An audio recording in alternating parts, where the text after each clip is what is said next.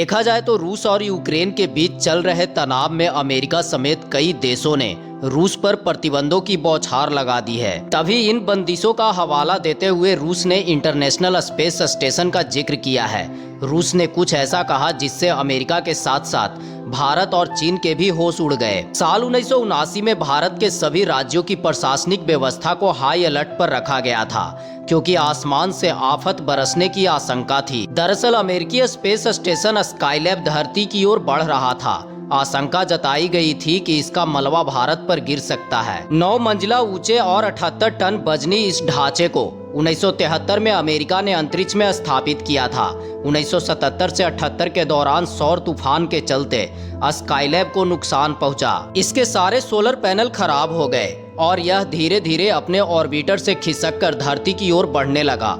इसे दुरुस्त करने का प्रयास भी किया गया था, लेकिन मामला फिट नहीं बैठा। अंत में इसे धरती पर गिराने की घोषणा किया गया। इसके साथ ही यह बात सामने आया कि स्पेस स्टेशन का मलबा भारत पर गिर सकता है। कई लोगों को लगने लगा कि मानव द्वारा निर्मित सैटेलाइट ही दुनिया को खत्म करने वाला है। हालांकि आखिर में सारी आशंकाएं बेकार साबित हुई। स्काईलैब का मलबा ऑस्ट्रेलिया और भारत के बीच हिंद महासागर में गिरा। इसके कुछ टुकड़े पश्चिमी ऑस्ट्रेलिया के एक कस्बे एस्पेरेंस पर भी गिरा, लेकिन किसी तरह का जान माल का नुकसान नहीं हुआ। हमने इस घटना का जिक्र इसलिए किया क्योंकि अंतरिक्ष से धरती पर फिर से किसी स्पेस स्टेशन के गिरने की संभावना जताई गई है और इसके गिरने की जगह के विकल्प के तौर पर भारत और चीन का नाम लिया गया है। नाम लेने वाला कोई और नहीं बल्कि रूस की स्पेस एजेंसी के चीफ दिमित्री रोगोजिन हैं। दरअसल यूक्रेन युद्ध के चलते अमेरिका ने रूस पर कई प्रतिबंध लगाने की घोषणा की है। इनमें कुछ ऐसे प्रतिबंध शामिल है जिनसे रूस का स्पेस प्रोग्राम प्रभावित होगा। इसी के मद्देनजर दिमित्री ने इंटरनेशनल स्पेस स्टेशन ISS का नाम लिया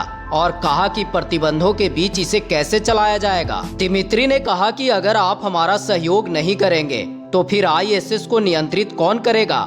ISS अनियंत्रित होने के कारण US या यूरोप पर गिर सकता है। उन्होंने कहा कि एक विकल्प है, इस 500 टन वजनी ढांचे को भारत या चीन के ऊपर गिरा सकते हैं। दिमित्री ने कहा कि अगर इंटरनेशनल स्पेस स्टेशन रूस के ऊपर नहीं उड़ेगा तो पूरा खतरा तुम पर है। क्या तुम इसके लिए तैयार हो? हालांकि नासा का कहना है कि रूस पर प्रतिबंधों से ISS के संचालन पर कोई असर नहीं होगा, लेकिन जंग के बीच रूस की इन बातों ने ISS को लेकर कई सवाल पैदा कर दिए हैं। चलिए जानते हैं क्या है ISS। ISS का पूरा नाम इंटरनेशनल स्पेस स्टेशन है। अंतरिक्ष में इंसानों के रहने की एक ऐसी जगह जहां जरूरत की वो सभी चीजें मौजूद है जो जिंदा रहने के लिए चाहिए। इसका एक और नाम ऑर्बिटल स्टेशन है। इसे स्पेस में रिसर्च करने के लिए विकसित किया गया है। इसका आकार फुटबॉल के मैदान जितना बड़ा है और वजन तकरीबन 500 टन। इसमें 19 देशों के 200 से अधिक अंतरिक्ष यात्री रिसर्च और स्पेस मिशन के उद्देश्य से सवार हैं। इस प्रोग्राम में ऐसे देश भी शामिल रहे हैं जो स्पेस स्टेशन बनाते समय इसका हिस्सा नहीं थे। इसे अमेरिका, रूस, यूरोप, कनाडा और जापान ने मिलकर बनाया है। अंतरिक्ष यात्रियों ने यहाँ 3000 से अधिक प्रयोगों को अंजाम दिया है। चलिए जानते हैं क्या होगा अगर ISS किसी शहर पर गिरा तो। इसका सीधा जवाब है भयंकर तबाही।